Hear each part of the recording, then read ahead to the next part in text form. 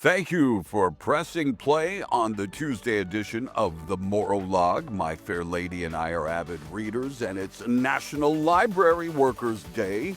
Today we are tipping our hats to the unsung heroes of knowledge. These champions of curiosity keep our stories organized, help us find that one elusive book, and never judge us for our questionable reading habits. Whether they're mastering the Dewey Decimal System or hosting community events, library workers deserve all the appreciation. So, if you see a librarian today, give them a high five, or better yet, return that overdue book. You know, libraries are kind of like life itself, full of stories, mysteries, and more than a few unanswered questions. Speaking of which, let's tackle the biggest one of all, the meaning of life. Trying to pin that down, well, it's like folding a fitted sheet. Everyone's got a method, but it never looks quite right.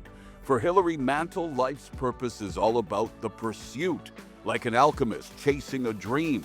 Meanwhile, Michael Frayn says start small, maybe figure out a pickled walnut before tackling existence. Makes sense, right? It's like taking baby steps before you try to run a marathon. Then there's Catherine Mannix, who believes life is about savoring the moment, probably with a cup of tea and some good company. On the other hand, Bill McKibben thinks we should focus on saving the planet first, because no stage, no play. And Gretchen Rubin, she's all about love and connection, while Matt Ridley takes a scientific spin, saying DNA's endless possibilities hold the secret. Susan Pollack, a Holocaust survivor, finds meaning in acts of kindness. John Major, he's just looking for a reason to get out of bed. And honestly, some mornings, I feel you, John. Oliver Berkman says it's about feeling alive, while Monica Heisey swears by human connection. Even Charles Salvador, yes, that Charles Bronson, believes it's about making the most of your situation, even if that situation is a cell. Fatima Whitbread finds purpose in adding value. Anil Seth says it's all about consciousness.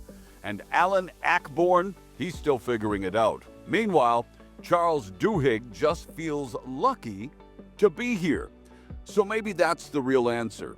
Life's meaning is in the living. It's messy, unpredictable, but undeniably human. And while we're talking about making the most of things, let's discuss time. Because it's like that one sock that always goes missing in the laundry. Precious and hard to keep track of. M. Scott Peck hit the nail on the head when he said, until you value yourself, you will not value your time. So here's the plan. Treat your time like it's the last cookie in the jar. Set boundaries like a bouncer, no work emails before breakfast, no small talk after 9 p.m. Start your mornings with intention. Tackle the important stuff before social media pulls you into the meme vortex. Life's too short to sweat the small stuff. Protect your time like it's your most valuable asset, because it is. While we're on the subject of making the most of the moment, 2025 is the year to stop playing small. No more settling, no more people-pleasing. Be brutally honest with yourself. Cut toxic people out. Ditch the excuses and own your life. Celebrate your wins, big or small, and keep moving forward. No excuses, just action. Regarding the subject of moving forward, Japan just printed a train station. That's right, the world's first 3D printed station popped up in Wakayama Prefecture, and it took just 2.5 hours to assemble. Faster than my last takeout order. Built to withstand earthquakes, it's not just futuristic, it's practical, especially as Japan grapples with a shrinking workforce. Talk about engineering on the express track. Now let's hit rewind and go back, way back. On this date in 563 BC, Buddhists celebrate the birth of Gautama Buddha, born a prince near Nepal and India. He had it all, until a glimpse of real-world suffering set him on a quest for enlightenment.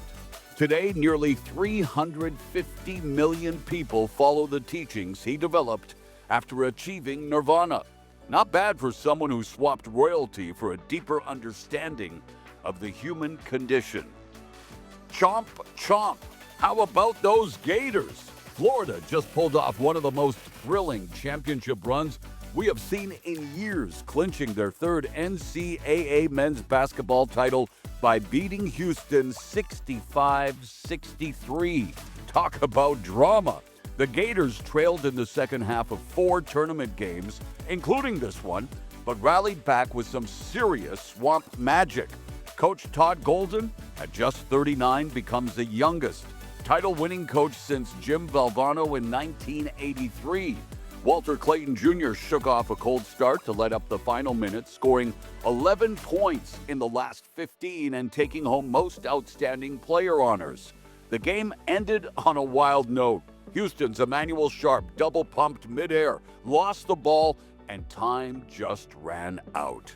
It was a messy finish to a gritty game, but hey, that's how you win as the comeback champions. Oh, and a quick shout-out to my fellow Canadian Olivier Rioux, the 7'9" freshman from Quebec, watching from the bench. Safe to say the future's looking pretty tall for the Gators. Well, Kendrick Lamar and SZA's Luther is dominating the music scene. It just hit #1 on both the radio songs and streaming songs charts at the same time. Plus, it's holding strong at the top of the Billboard Hot 100 for the 7th week. It's safe to say Luther is running the show in 2025. And here's a little nugget of wisdom. A new study says our happiness peaks in our late 80s. That makes sense when you think about it. By then, most of the people who used to annoy you are long gone. Finally, my buddy's been ducking exercise lately. Yeah, that's right. He's officially in the fitness protection program. Today's motivation comes from baseball's Hank Aaron, who on this day back in 1974 made history by breaking Babe Ruth's long-standing home run record, hitting his 715th career homer. Decades later, Barry Bonds would surpass his record with 762 homers, but Aaron's journey, marked by resilience, perseverance, and grace, still stands tall. And in the words of the legend himself, failure will never stand in the way of success if you learn from it. Hank Aaron didn't just break records, he broke barriers. A true icon. Well, that's it for today's Maurologue. Stay strong, stay kind, and keep fighting the good fight. And oh yeah, please don't tailgate in traffic.